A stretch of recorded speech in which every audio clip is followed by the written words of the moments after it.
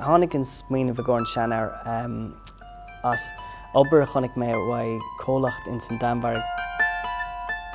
Bhí mé ag iarraidh tíocht ar dráma gomach muid an fíormheag an teanga úsad, mar nuair bhíonn muid ag obair as Gaeilge, ní féidir lena bheith cinnte go bhfuil Gaeilge ag an lucht féachna.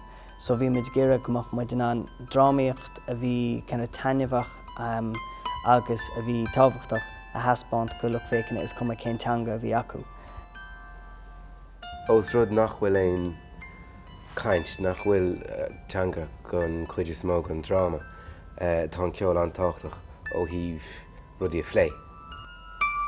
Nuair le mé an scéal agus an chuid brón sa scéal agus smaoinigh mé láireach ar na glúnachaí agus an rud gur fearlam leis ná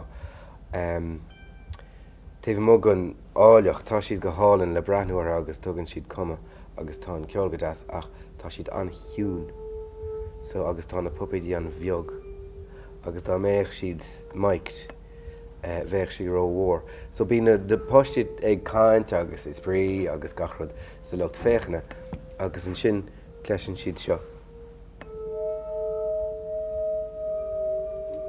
Agus ciúnaíonn sé sin gachrod agus mar sin níl an pupaid ró bheog a thuile. Fásann sé isteach sa ciúna sin.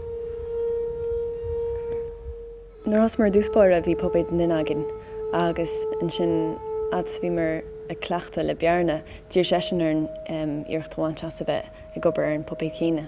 Agus bhí sé sin anna himúil mar ní féidir leat ach tá tú brethir le lámh amháin agus tá tú déanamh lámh le lámh eile. Ach tá sé aontacht nuair is féidir cúpla lámh aonn agus fiú na cosa bhoga agus cinn si go bhfuil an pupaid go an beo. Tá sé anna dheas tainn sé go mórlam mar cá tú de fuinneamh go léir chuir seach sa pupaid agus níl an nach feachna brenn ort san éonchar ar an pupaid agus tá sé beo is ad credited go sé beo agus tá is smóch an ionintach é sin.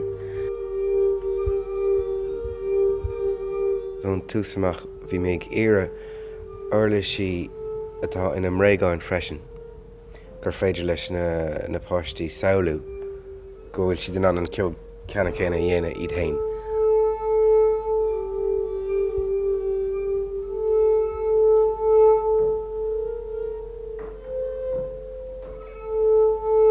Ní é gá labhairt nuair tá siad san mar dearann siad chulthabhairt leis a gcarpa agus leis an éiad na tártha agus mar sin de.